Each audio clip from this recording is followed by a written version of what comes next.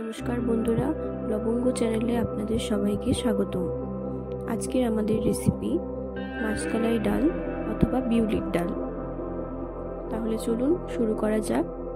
প্রথমেই একটা কড়াতে মাসকলার ডাল নিয়ে তা ভালো করে ভাজতে হবে, একদম লাল লাল হয়ে যাওয়া পর্যন্ত ভাজতে হবে।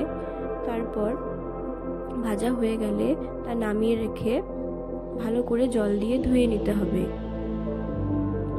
তারপর গ্যাসে একটি প্রেসার কুকার বসিয়ে তাতে ধুয়ে রাখা মাছের ডালগুলো দিয়ে দিতে হবে। তারপর পরিমাণ মতো জল, লঙ্কা এবং লবণ দিয়ে প্রেসার কুকারের ঢাকনি বন্ধ করে দিতে হবে।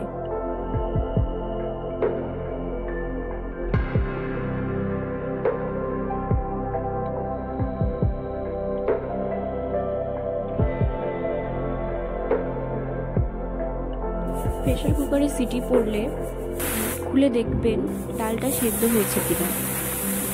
ডালটা ভালোভাবে সেদ্ধ হয়ে গেলে একে একে শিম, মূলোর ডাঁটা, কচু এই সবজিগুলো দিয়ে দিতে হবে।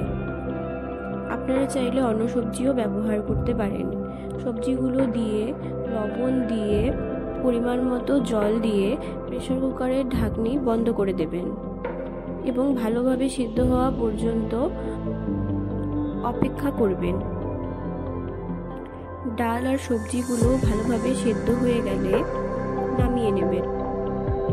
এরপর ফোড়ন দেওয়ার জন্য একটি কড়াতে সর্ষের তেল নিয়ে তা গরম করতে হবে।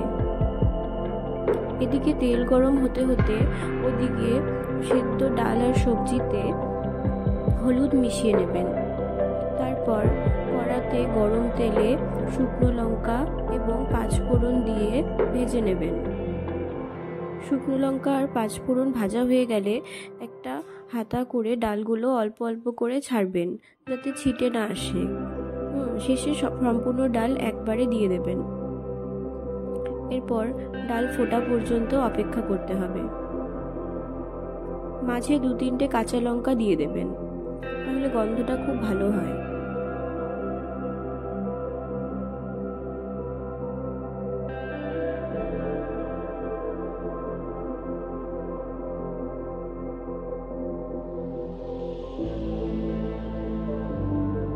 ডাল ভালোভাবে ফুটে গেলে শেষে ধনেপাতা কুচি করে উপর দিয়ে দেবেন।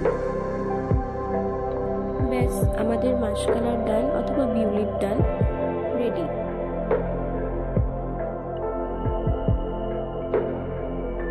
আমাদের চ্যানেলের রেসিপিগুলো যদি আপনাদের ভালো লেগে থাকে তাহলে অবশ্যই পাশে থাকবেন এবং ফলো ও সাবস্ক্রাইব করে রাখবেন।